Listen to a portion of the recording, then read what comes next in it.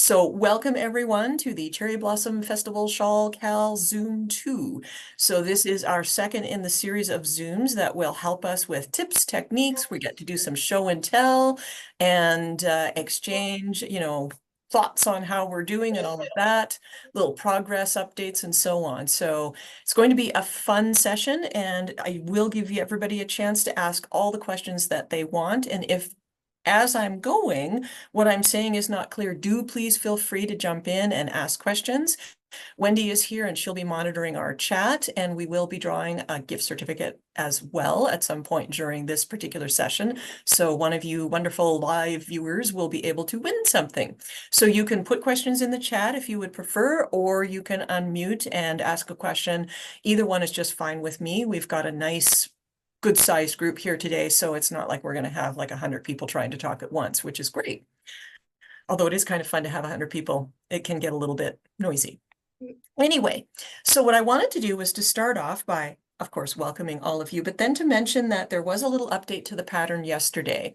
And that is actually for a couple of reasons. And one of them is knitter feedback. So the large blossoms that we're going to cover today, I realized that I had said nothing about the secret little tip that makes it much easier to use a knitting needle with. So there's that. And then I just clarified the wording a little bit because I had based it off of a version of this stitch in a stitch dictionary, but it doesn't necessarily mean that a stitch dictionary is written as clearly as it could be. So while it was decent, I felt it could be made better. So I've updated it to give you the secret of the universe, which is, believe it or not, put the yarn behind the eyelet. But when you don't know that, picking the blossom loops up with a knitting needle is really hard. So I'm going to show you that in full, but it does definitely make a difference. And so I wanted to have that in print so that you would have it there and wouldn't forget about it.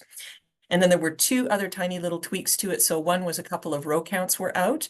Thank you very much to the software that calculates the row counts for the written instructions, because it sometimes does not correct them if you change the row. So we had a couple of little tiny boo-boos slip in there. So there was that. And so not a lot changed in this pattern. If you've printed it out, don't worry about reprinting it. It's not going to be an issue. You can just have a look at it for the change in the wording on the large blossoms. And you could, if you're a person that counts every single stitch in every single row, in the lantern lace, there are two rows that changed, and that is row 7 and row 9. So there was just tiny little corrections there. And it's funny because all of us knit through all of those things in terms of the two row counts, and my tech editors went through them and they didn't catch it, but we had an eagle-eyed knitter who did. So always great to have that feedback so that we can make sure that patterns are 100% correct. Anyway, so to begin, I just wanted to walk us through the pattern again and point out a few things for this next section of the shawl. I am going to spotlight my camera here so that we can see what I'm looking at myself. So we have our lovely printed version of the pattern, and of course this is compatible with online as well, various different softwares. I wanted today to draw your attention to a few things. If you're not too far into the shawl, you'll definitely want to pay attention to the notes here, because there's a few little bits that are helpful in terms of how to work things. And one of the ones that I'll remind us of is the making sure that your edge stitches are allowed to be loose. The way the increases for this shawl work, it does put some slack in there to help with that. But if you find you're a really tight knitter, I'll just remind you that if you just let those stitches be loose on your needles, you'll find that the shawl is easier to block out nice and straight later on. If they're not loose, the worst thing that's going to happen is that the wing will curve inwards around your neck. So it's not a tragedy. It's not a big deal. So don't get too worried about that. But it does help if you like nice straight lines to have those stitches be a little bit looser. Now, the next thing that I wanted to draw your attention to is abbreviations. And so always in patterns, abbreviations should have how the designer actually decided to work the stitch. So for example, with the SSK, the definition of how I worked it in this particular shawl is here. There's multiple ways to work SSK, so it's always useful to have a look in a pattern and see if the designer has written down for you how they worked a particular decrease or increase, because it does help a lot in terms of making sure that you're getting the same effects. Same thing, of course, I've defined here all of the various different ways that we have done increased stitches. So if it says M1, it's increase 1 stitch using a backwards loop cast on. If it's M1L, that's a make 1 left, M1 right, and then there's the definitions there too. So it's very helpful because if you get a pattern that just says make 1, it's a little frustrating because you're like, well, how did they do it? So quite often in the abbreviations or techniques, you'll find that. And then on page 4, we have nice long detailed instructions on a number of the more esoteric stitches that we're going to do in this shawl. So for example, this catch strands business, we've got a nice set of instructions there. The knit 1 elongated, which we'll cover in the 3rd zoom, is here, and the purl 11 together. I've got some advice on how to work that, because let's face it, how many times in a pattern do we actually purl 11 stitches together? So I wanted to give you some advice on how to make that a little bit easier, and then a couple of other definitions. For the 3rd zoom, that's where they'll come in, is on the border, but this is where you'll find your helpful hints in terms of how to work some of these things that will be in the middle section of the shawl. Now, obviously, the pattern then flows through. The only thing, of course, to remind you is that the ridge's actual instructions are under stitch patterns here on page 3. Everywhere else in the pattern, everything just flows straight through. So we had one knitter who was a little concerned about, were we asking them to go elsewhere for other parts of the stitch patterns? And no, it's only for the ridges that you'll find that you have to refer to page 3. Everything else just flows straight through. So nice, straight, consistent.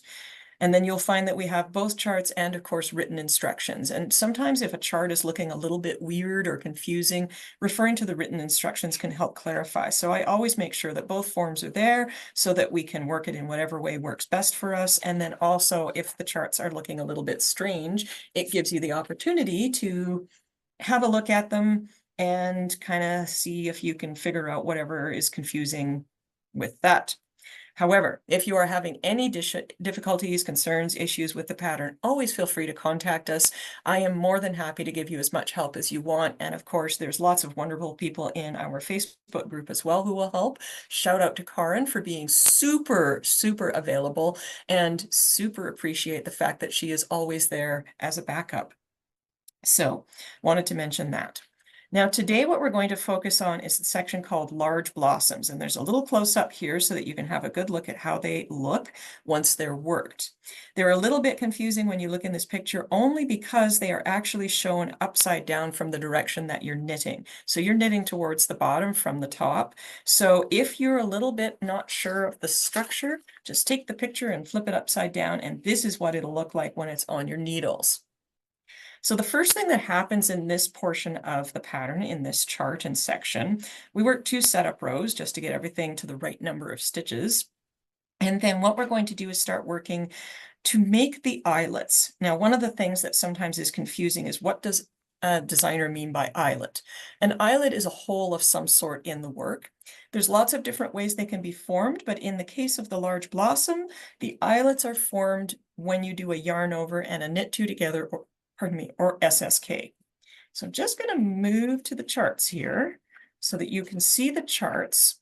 There's a couple of little weirdnesses in here that I'm going to explain as well, but where the yarn overs are, those are where the eyelets are formed. So when the pattern tells you to pull loops of yarn through an eyelet, it's the yarn over that formed that hole, and that's what it's referring to. I'm a little bit old school, and I come from the day of making eyelet lace and, wearing eyelet things. And, I remember all of those lovely floofy fabrics in the 70s that had all of the eyelets in them and so on. So it's a term that works for me, but that's not necessarily something that you've heard. So I just wanted to clarify the eyelets are found where the yarn overs are in these charts. Now, when we look at the charts, what I've done is I've broken them into the right side of the shawl and the left side of the shawl, because that way they're big enough for you to clearly see them. If this was all in one row, then they're going to be eeny, beeny, tiny squares. And at this age, I'm sorry, but my eyes just don't see those so well. So they're a little bit larger. You can put them together, and I've seen various different ways of doing that. Some people will just cut them out, but you can also use Knit Companion, and Knit Companion will do a lot of interesting things, and you can actually move stuff around in patterns and glue them together. And if you're wondering how to do some of that, Very Pink Knits has a lot of great videos on Knit Companion, and then there's a lot of other things that Knit Companion themselves have put out about the functionality of that program. I think it's about $26 a year for a subscription to get all of the like really advanced features, and it's quite amazing the things that that will do. So if you prefer to glue them together, it can be done with the electronic PDF. There's a few strange things in here, and one of them are these gray columns. And what those are is gray no stitch. No stitches actually exist in these places. They're there because I wanted a symbol for where you do the catch strands action. So there's nothing actually there that's being knit. This is just where you stop and catch your strands. And so this is making the chart look a little bit more like the actual knitting for you. I could have left it and just said verbally, as it were, or written, that you're going to do the catch strands, but I preferred to do it this way so that you know where to stop and catch the strands for this half. You will then knit one stitch, and then you will catch the strands here. And I left the entire column because then it's nice and clear and easy to see. And this funky little symbol in the middle of the pink row is the catch strands symbol. This row here is also in the pink color, and that's because you're only going to knit one row of the contrast color. So you won't actually come back in the contrast color. What you'll do is you'll break the yarn at the end of the last row in the color that you're using for your background, whatever that might be. You'll take your contrast color, you're going to knit the one row, doing your catch strands as you go. And then at the end of that row, you'll break the yarn and attach the background yarn on the other side. It's a little unusual sometimes to attach a yarn at the wrong side edge of a shawl, but what it does is it gives you a nice line of blossoms that's not really interfered with by excessive lines of color.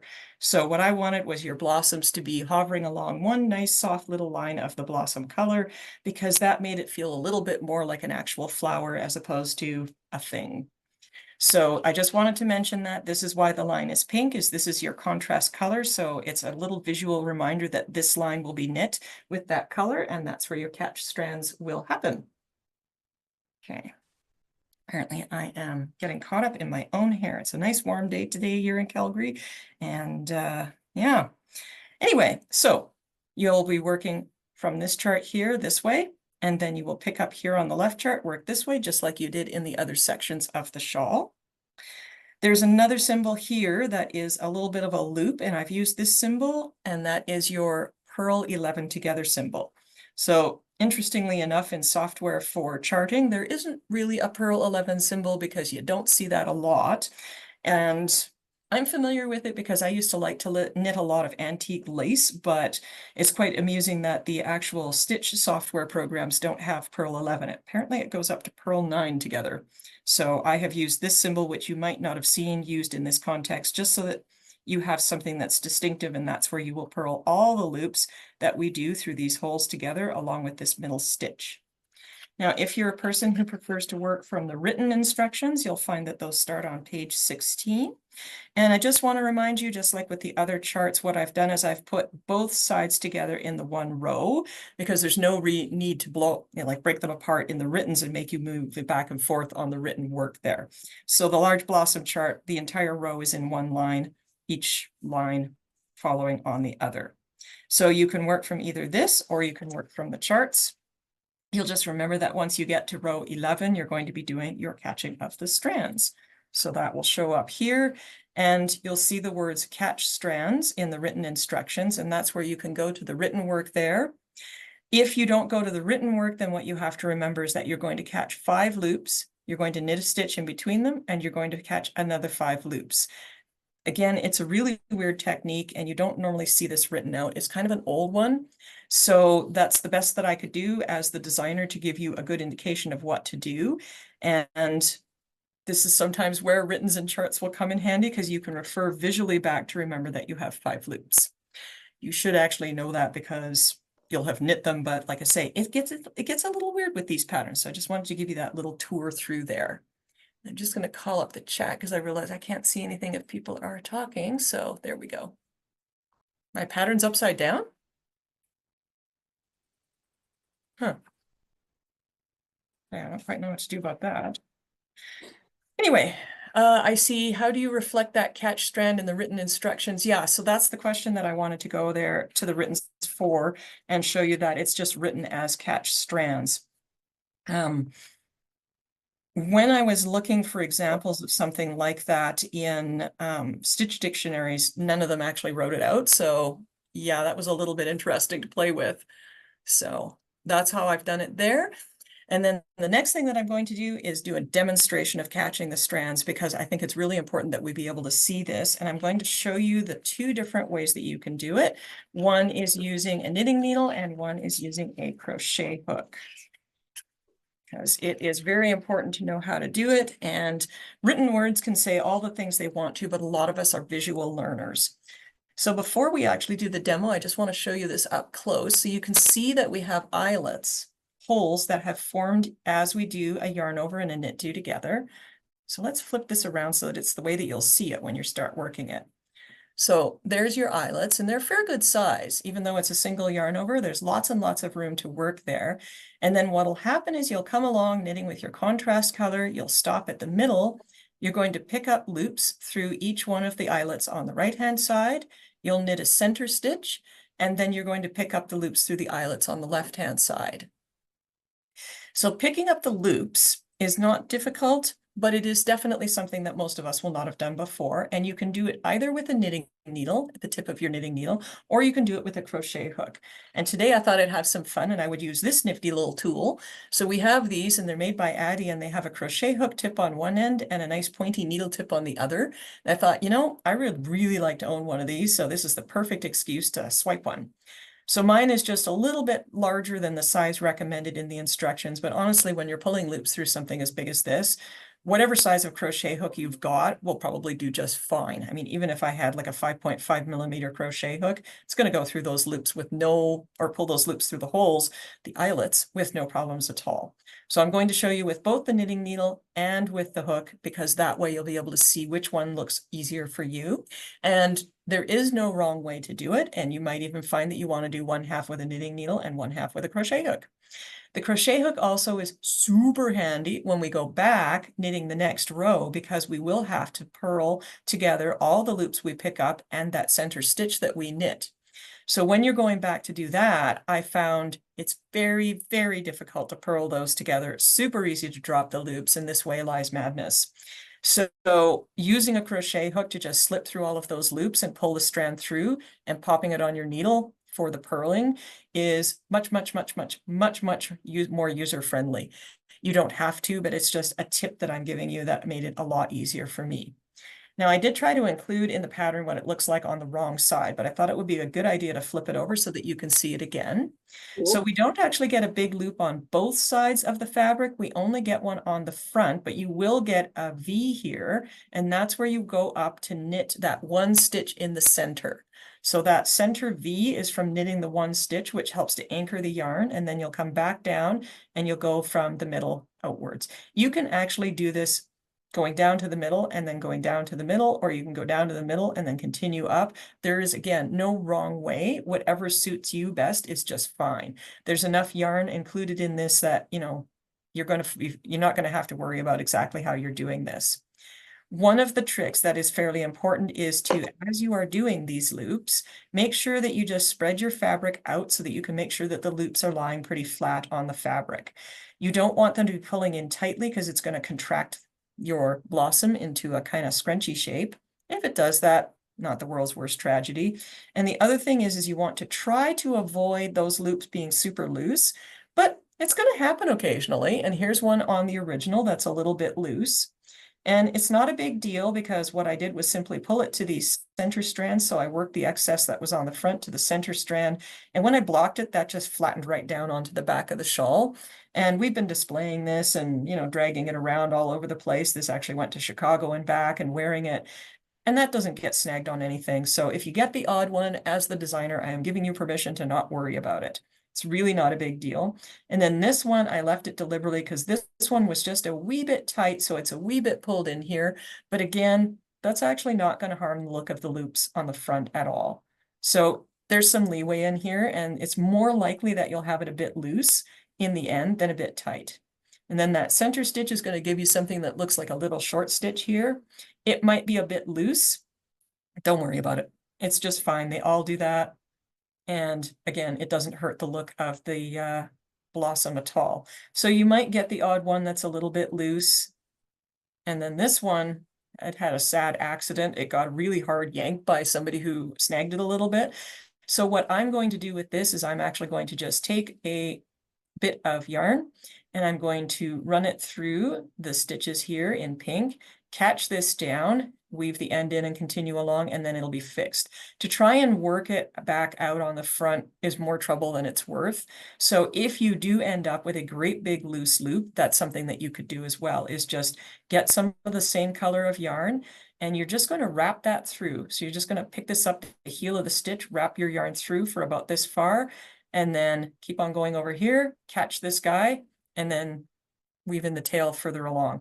If you would like me to do this, then let me know and I'll be happy to demonstrate how I would do that. But this is if you get a giant loop or if you snag one real bad later on, there is a way to fix it. So you'll never see this on the front. And what that will do is that will tack this down later.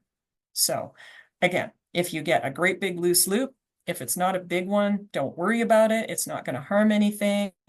If you get one that is huge, you can always tack it down later because you might not notice this until it goes to the blocking. So don't worry about it. They can all be fixed.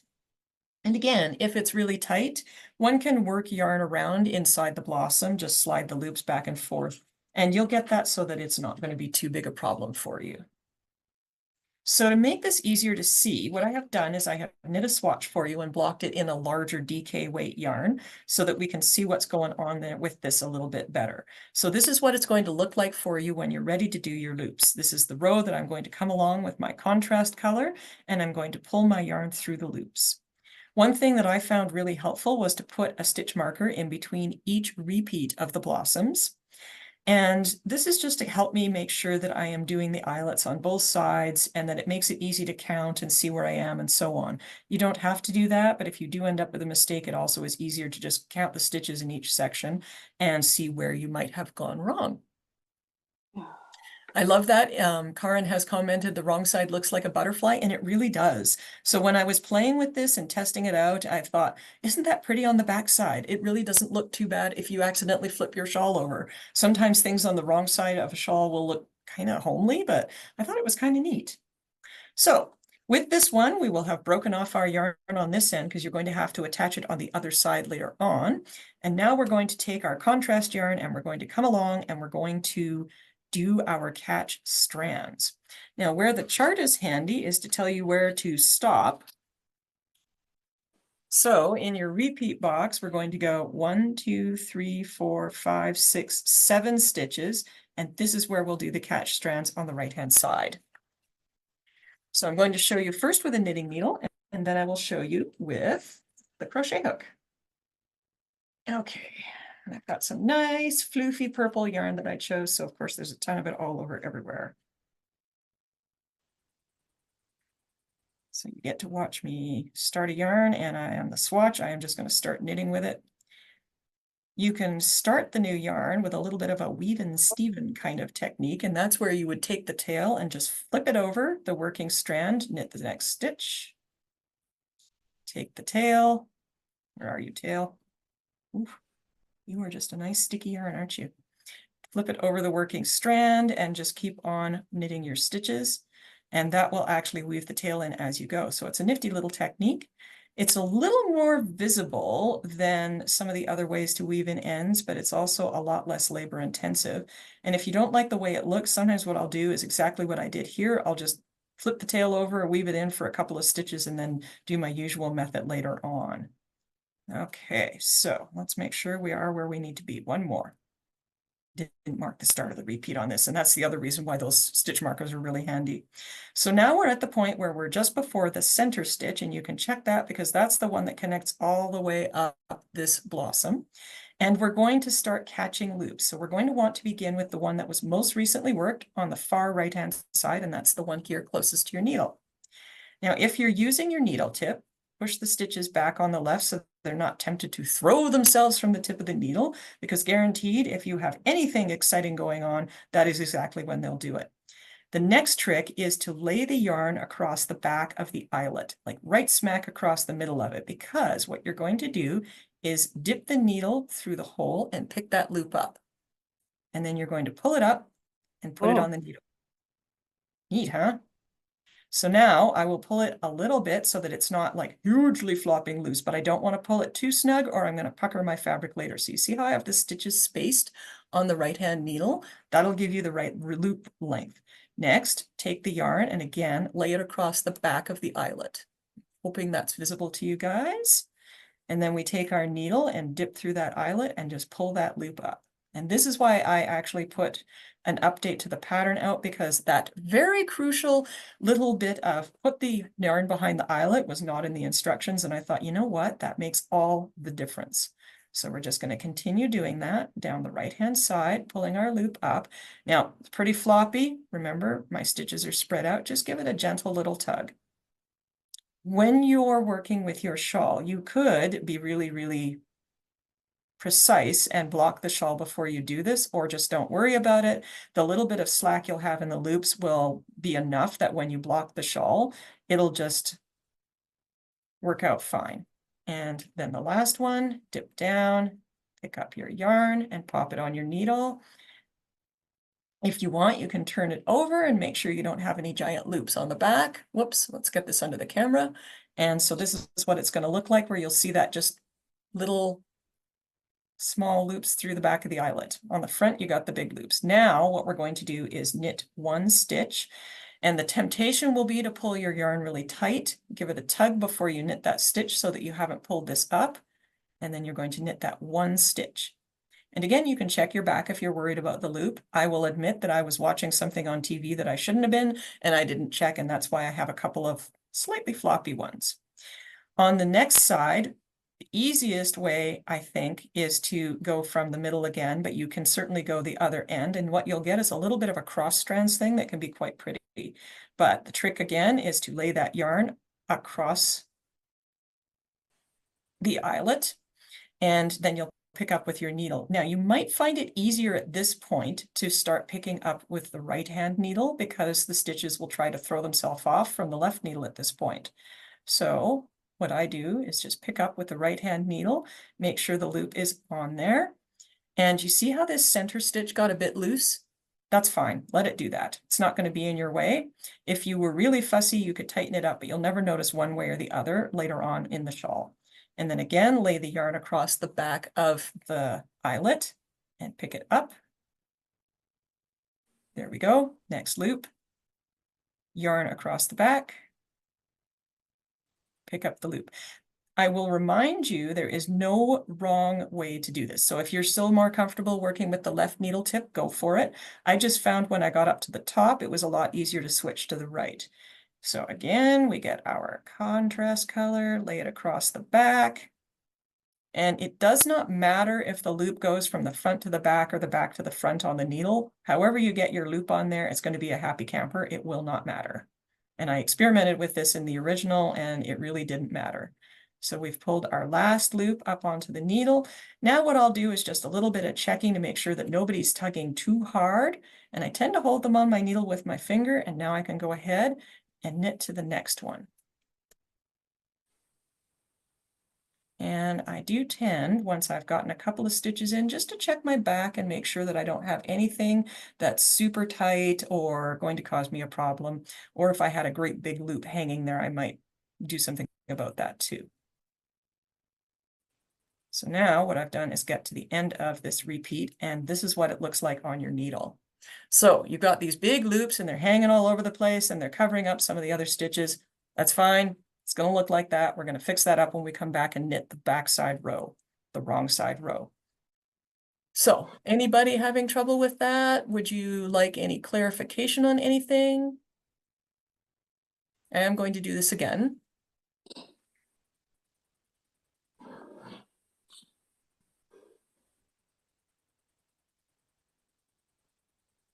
All right, so now we've gotten to the center of the next blossom. Ooh, one stitch off.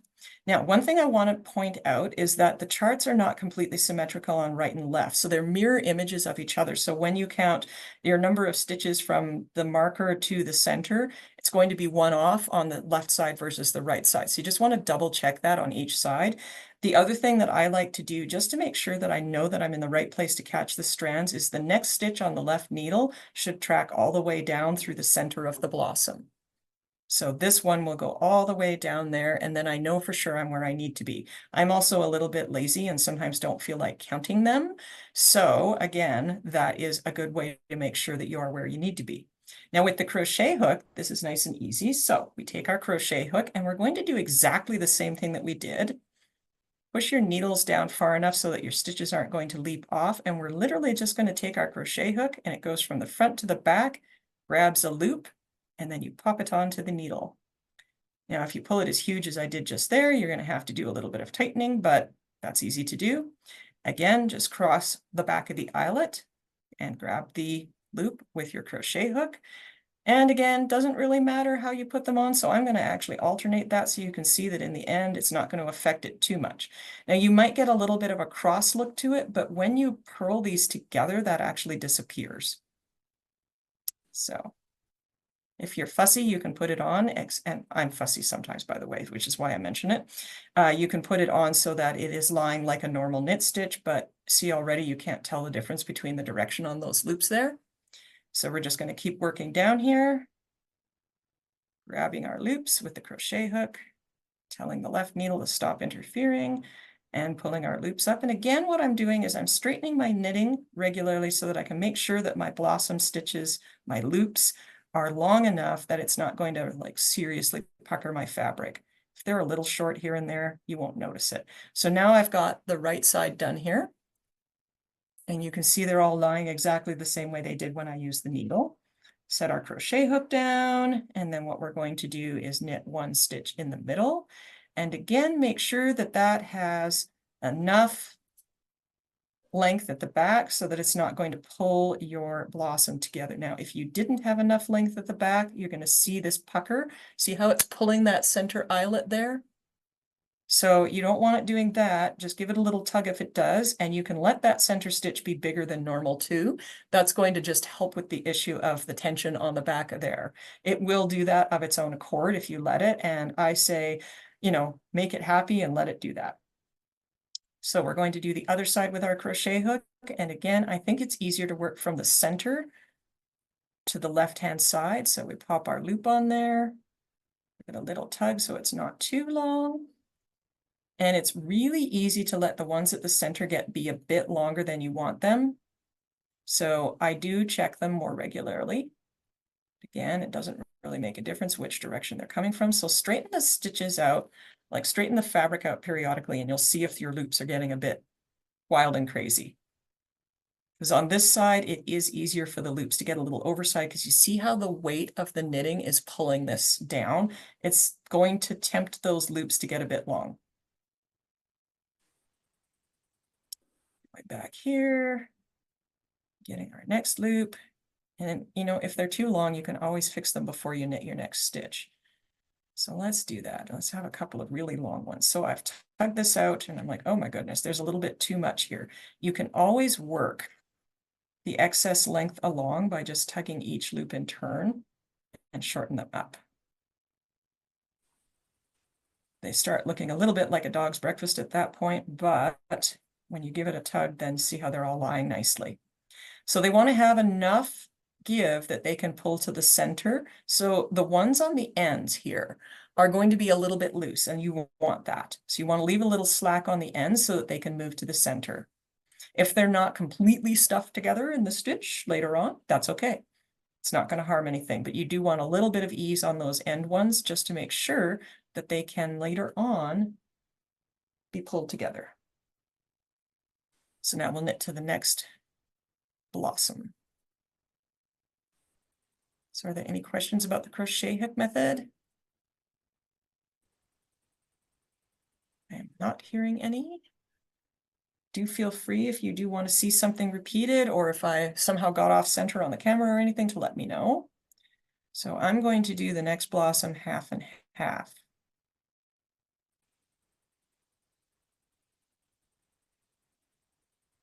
So double checking, and I'm like, oh, not at that center stitch. So how I told myself that I'm in the wrong place was I followed the next stitch down and there's a hole underneath it. So that tells me I'm in the wrong place. I need to knit one more stitch. Because again, like I say, sometimes I don't bother to count. I just have a look for where I am. So now the next stitch on the left needle goes all the way down. There is no hole under it. That is the center stitch. This is where I'll do my right side. So on this one, I'm going to do half and half knitting needle and crochet, because why not? Okay, so we put the yarn across the back of the eyelet. Take your left needle tip and just pull up a loop and pop him on there. It's too big at this point, so we're just going to snug it up a little bit there. And again, with the next eyelet, we pull up our loop.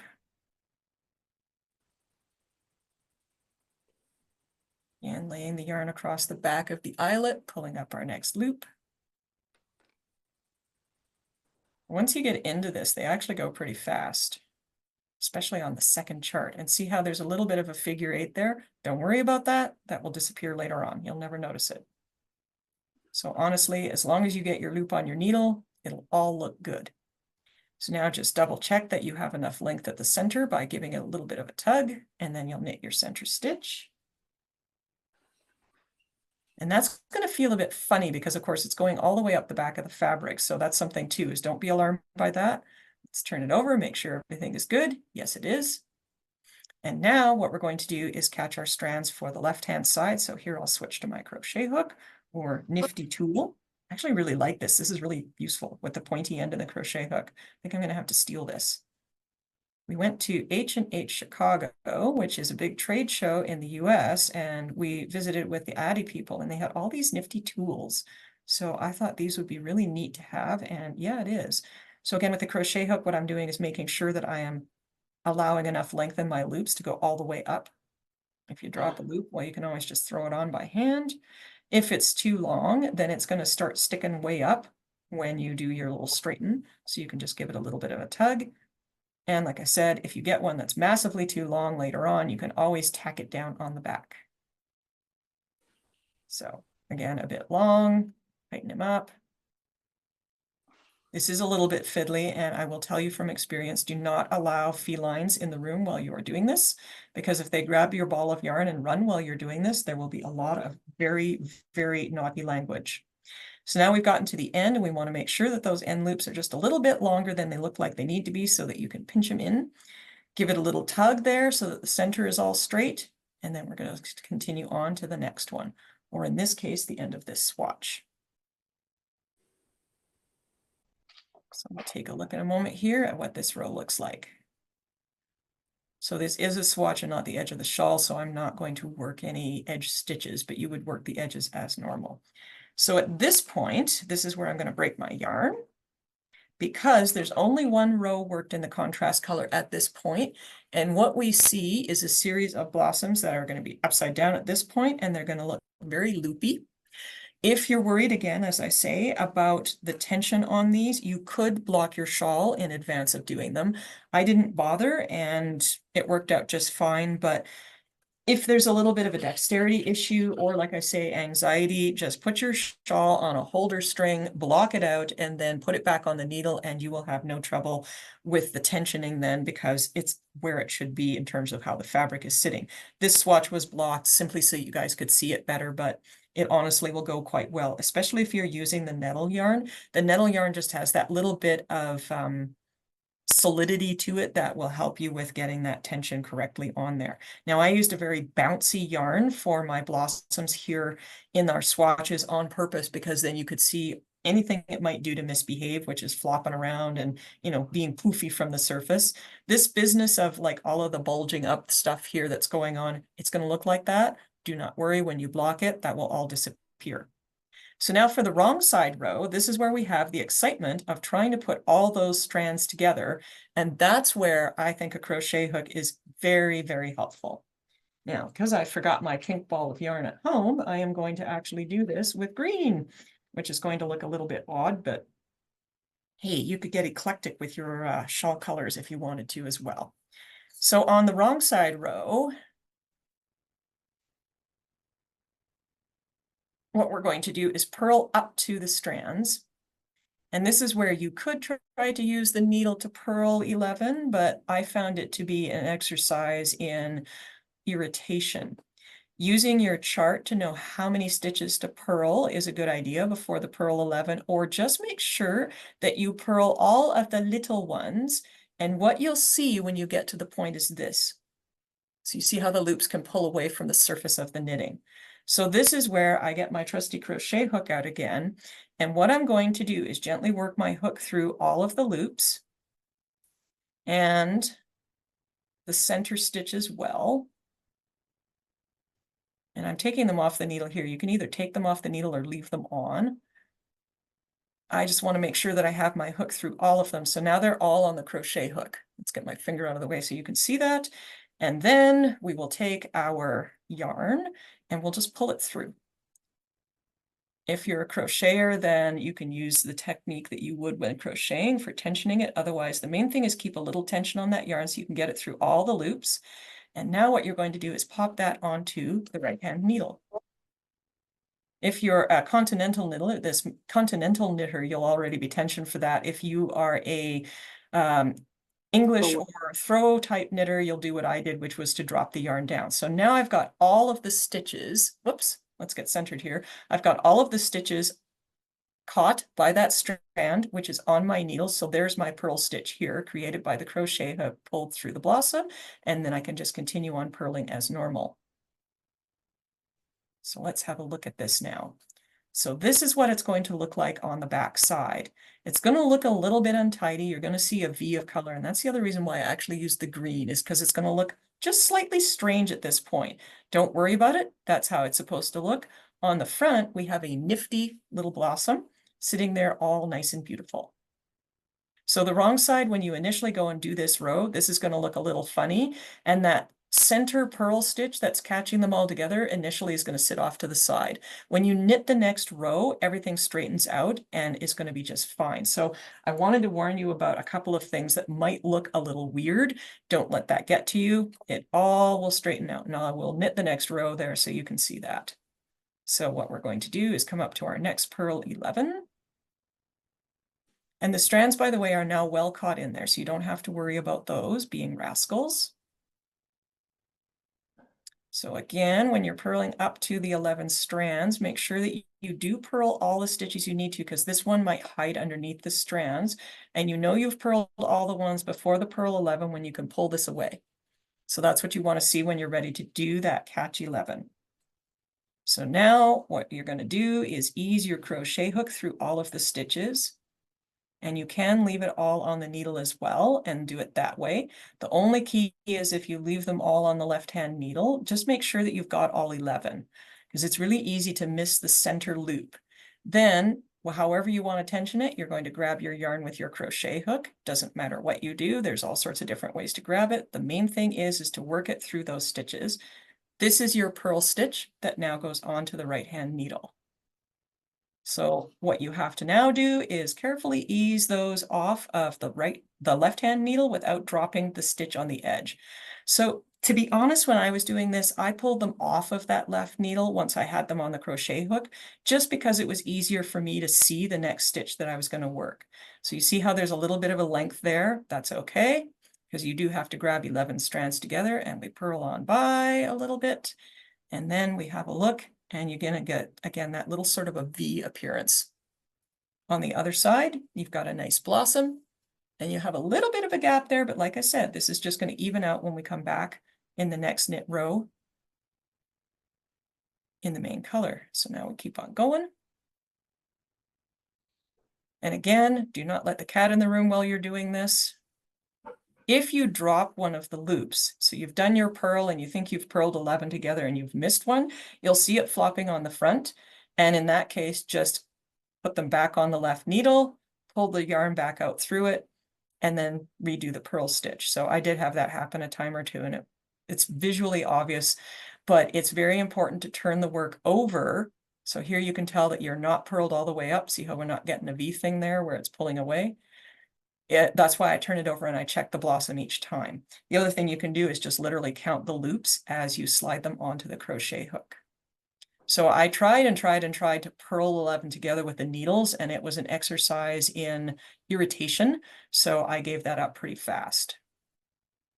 So like I say, I like to put them on the crochet hook because they're just a little bit easier to control. Pull the loop through, pop it on the right needle. For me, I have to transfer yarn to the other hand, give it a little tug, and then check the other side. No loops. Again, falling off. Zoom has done weird things to this camera. All of a sudden, it's really tall and narrow. Anyway, so no loops hanging loose, and then we can continue on.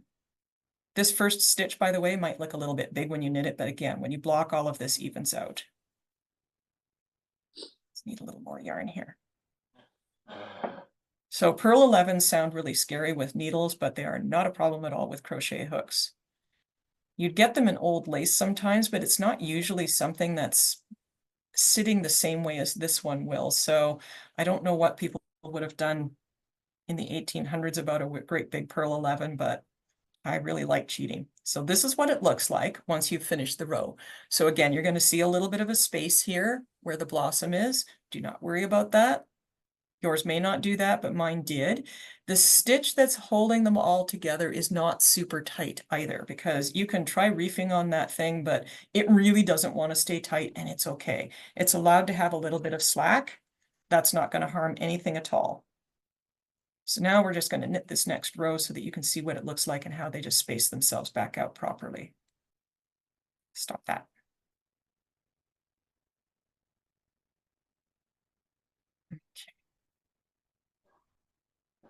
While you're knitting, can I ask you a question? Absolutely. What's that little nifty tool called? You know, I was wondering what that is. Wendy, can you find the name of it in the computer? Because we have them in a whole bunch of different sizes, and I'm like, I am so keeping this. Oh, you have them? Oh, yes. Yeah, they're available for sale on our website or in store. I think Wendy's just stepped away for a minute. Okay, I'll get Wendy to find out and make sure that we let you know before the end of the Zoom here, because I really like that thing.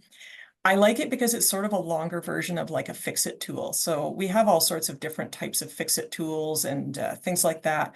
But I like having the long point on it because there's times where, like, for example, if I'm fixing something, I want to be able to grab a loop of yarn, and that nice point is really good. So some of my needles are blunter. Like I have a set of zings and they're much blunter needles. So it would be lovely to be able to, you know, fix stitches with that tool instead of the zing needle itself. So almost done this row. For those who are curious, because I sometimes get questions, the way that I knit is called flick knitting, so it's a little bit weird to watch. So that stitch that holds the blossom together might be a little bit tight when you go to knit it, but there is slack through the loops themselves. So it'll, like I say, all even out once you do the next row. And it is weird to have started yarn on a wrong side row, but it worked out, and I will admit it's a trick I use on a number of occasions because it makes the work look better. So now that we've come along and knit our next row, you can see the stitches are just spacing nicely on the needle, and you will see just a little bit of a gap where the blossom is formed. But again, that blocks right out. You'll never notice it later. And when you're doing your blossoms before blocking, you may find that it doesn't sit as nice and smooth as this one is, and you will find the strands are like floppy up and down. They're not sitting smoothly on the work. Like this one's not either, but once you block it, that changes and it's going to sit the way it is in the original here. So this is a superwash Socknado yarn, and superwash is going to be the perfect example of if something is going to behave itself or not.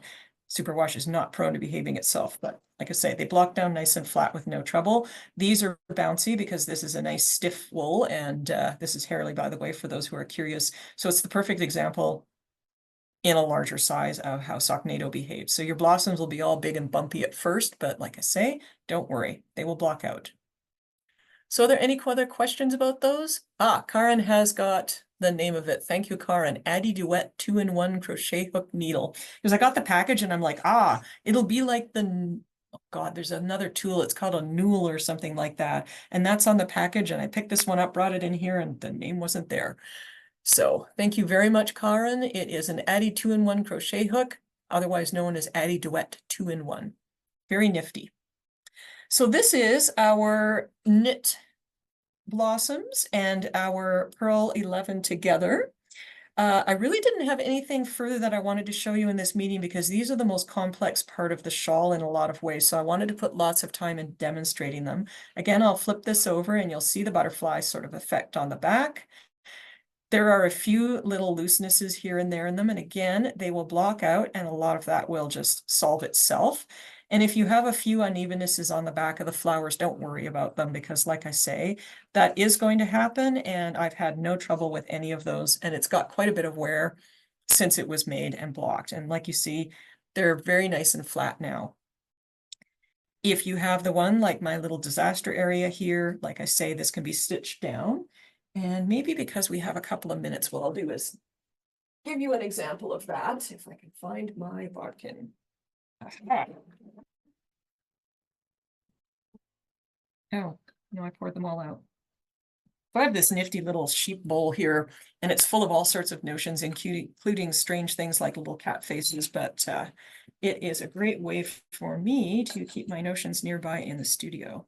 So we're actually going to use this to fix it because it is pink. May just even leave it in there, even though it's a DK. So to fix this loop, what I'm going to do is come along here. And the reason why I can come along one of these loops is that this row is nice and thin, and if I tighten it up a little bit, it's not going to hurt it. Also, when you flip the shawl over, you would want to fix this with the same color as the blossom itself. You won't notice it. So I'm just going to weave through here, keep going right on by. And when I get to where this one will stretch out too conveniently, that's where I'm going to grab it. Come on, you. So now I am where this loop wants to stretch to, so I will just simply grab it and then continue on weaving in this end. So this will stay put nicely, and it's going to hold this down against the work now. So now I would be able to cut my tails, and then you're never going to notice this later on. So that's a way that you can stitch your loops down. And, you know, if something happened and you accidentally snag one real good too, this would be a quick way to fix it if you can't ease it back through the blossom. So it's held in place. It's not going to be too unattractive on the shawl, and it's just simply going to solve the issue of I made a big loop. So I had left this one deliberately for all this time because I did want to mention it's okay to have it happen and that it can be fixed. So I would now clip these tails, and if you're worried about it coming out, you could just run it back a little bit this way. And the same thing with this other end. Again, it's not going to be noticeable, and it will definitely make sure that this is going to stay put and not get snagged. Is Wendy back? Wendy is not. Okay. So what I want to do at this point is, as a little thank you for bearing with me and being here live, do a little bit of a draw for a gift certificate. So we're going to give you a $50 gift certificate. And what you'll do if you are our winner is you will email Wendy and she will set your gift certificate up for you. So let me get me a random number generator. No. One moment.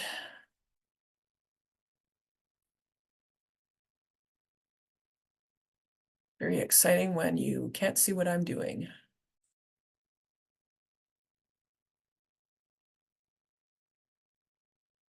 All right. The random number generator has drawn Kathy McKay as our $50 gift certificate winner. Congratulations, Kathy. So what I'm going to do is put Wendy's email address in the chat. So it will be sales@ancient.arts. Let's see if I can spell correctly. Fiber. Come on. .com. I have a new stand for my computer and webcam. So congratulations, Kathy. Just give Wendy an email, let her know that you are our winner. And I am also going to write your name down so she expects you. All right, thank you very much. You're very welcome. Is she on the Zoom, it's calling her Wendy something or other, and when it pops up in my email, it's calling her Wendy Macohoniak. Yeah, actually, Wendy has had her divorce finalized and she has returned to her maiden name, which is Morrow.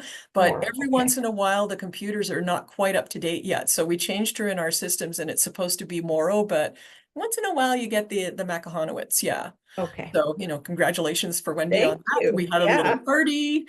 She had a really great diet plan there. And yeah, she's a free woman. So are there any other questions, or would you like to show off your shawls? Because I would love to see your work too. And we could show the people who are not here in the Zoom at this moment.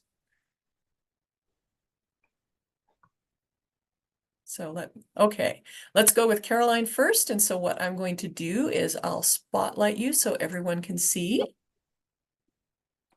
Okay. So I'm through those 11 repeats of the ridges and just started the blossoms. And Well, it's looking fabulous. and yes, I'm one of these that I found myself counting every one just to make sure I didn't forget an increase. Haven't counted on the blossoms. If it comes out right, then I know it's good. But on the ridges, Excellent. but So as a little tip, if you are a counter, and I'm a counter too, I will put stitch markers in that will give me land points and I'll count in between them. But if you happen to miss an increase, I give you complete permission to throw one in on the edge somewhere else. So you could just add an extra knit front back, for example, and no one will ever know. I didn't have to do that in this shawl, but I have other samples where it's the actual original for the shawl, and I defy anyone to find my boo-boo. I may do that, and I haven't yet put in a lifeline, and that's another thing that I consider doing, especially if we get into something lacy. Yeah, for sure. And then, if you're worried about those large blossoms, you could throw a lifeline in before those too. And the advantage to that is if you have something happen that's catastrophic, you can even just pull that section back and you don't have to worry about having dropped those stitches. So quite often I'll put a lifeline in for something like that. I see Cecile holding her shawl up. Would you like to show yours off? I'm going to spotlight. Wow, that's beautiful. So excited. I just can't wait to finish it. It's probably going to be my next, well, probably now my favorite shawl. Oh, that's wonderful. I I'm so just happy love to it. hear that. And it's great because I've learned 2 other techniques to make these fancy little flower buds. So it's great. Lovely. Well, I'm so glad you're enjoying it. Okay, I see Kathy with her shawl. I'm going to spotlight Kathy. I made a big boo-boo on this. So with the lace here, when you're supposed to change color, I didn't. I just kept going. Okay, And so I what you didn't made, notice until I got down to here and ran out of that color yarn. So I what had you to made was a start. design decision, and Yeah, it actually right, is really right. pretty. That's what it is. So I'm going to have to be a little flexible with my colors when I go on. I'm just about to start those blossoms. I'm Fabulous. looking forward to that. And then I'm going to have to be very flexible with my colors. Well, the That nice thing about this shawl is you can change colors anywhere that the sections change, and it's going to look intentional. So, Mhm. I think that it was a really lovely design decision that you Yeah, made I there, and I meant think to it's do going to be that. fun. I meant to do that. Yeah. Yeah, and like if you want to change up the final border too, you certainly can. Um, one of the things about the shawl is that it does use most of that particular color, and there's some guidelines in the pattern. There's a little bit of a cushion built into there, but there's some guidelines. And if you're way off on the gauge, no harm, no foul, but you would need to change colors for the border then. And Mhm. this is another place where, and that cream color is not the one that's the issue. But anyway, there's a lot of options. Like you can put a border on of a completely different color. And I've seen a few like that and they're absolutely beautiful. Well, So I there you ordered go now. another ball of the cream color, so that's what I'm Ah, going to do. that And works then too. I'll have enough left for gloves. Perfect. Perfect. So I see Karin has her shawl and she's finished right now. I'm going to spotlight her. Look at that. So I did run out or came close to running out of my dark roast. So I used a dark pink for my border because I didn't want to have to start the border over again with something else. Yeah, So I I think just it was went a with fantastic decision. I think it's absolutely beautiful with that contrast border and what a glorious color.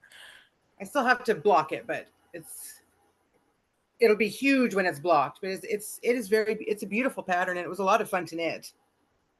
I'm so glad you enjoyed it. Well, it's an absolutely gorgeous shawl, and I really like your color choices. Thank you.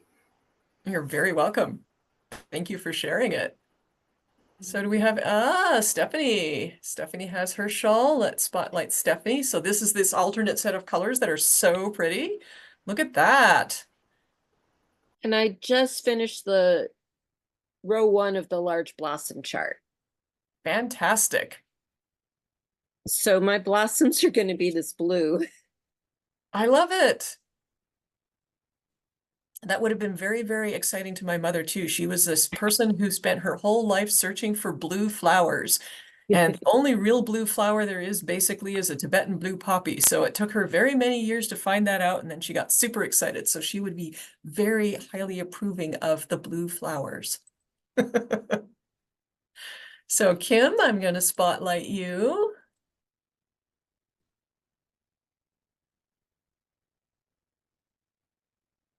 You're still muted, I'm afraid. There, There we go. here's mine. I just finished the first row of The blossom buds. It's beautiful. it Yeah. was a challenge, but yes. I will say I was highly amused. I started knitting Stephen West's Mingling Daisies shawl, and he had a daisy stitch, and I'm like, ooh, I wonder what that's going to be. Yeah, it's strongly suspiciously familiar. So yeah, he used the same stitches in the blossom buds, and I was a little bit horrified because I was knitting at quite a tight gauge, and I will say that is not the most fun thing to do with that particular stitch. So I had to start over and give myself a little bit of a looser knit. But it's coming along absolutely beautifully. So do we have anyone else who would like to share their shawl? Well, I think we've covered everybody. So thank you so much for joining us here today for the second Zoom of the Cherry Blossom Festival shawl. All of your work is absolutely lovely. And remember, if you have any questions, feel free to contact us at any time. You can email, you can call us. If you're in Calgary, you can drop in. Anything is just fine because I am here to help you through the exhilaration of a festival. So at this point then, if we don't have any other questions and I don't see anything in the chat, what I'm going to do is wish you all happy knitting, and we'll see you again in a few weeks' time to talk about borders. Thank you so much, everyone.